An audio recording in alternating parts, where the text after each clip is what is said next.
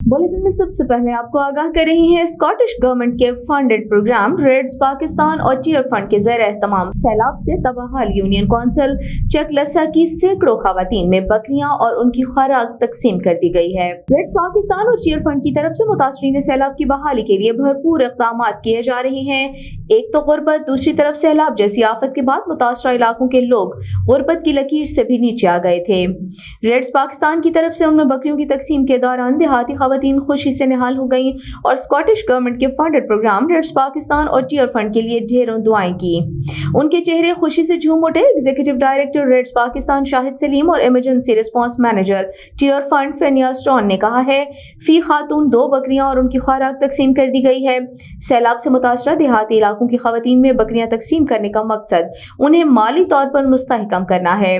बकरियां पालकर वो बच्चों को न सिर्फ दूध मुहैया करेंगी बल्कि वो उनकी नस्ल को बढ़ाने और खुद को माली तौर पर मजबूत करने में मददगार साबित होंगी।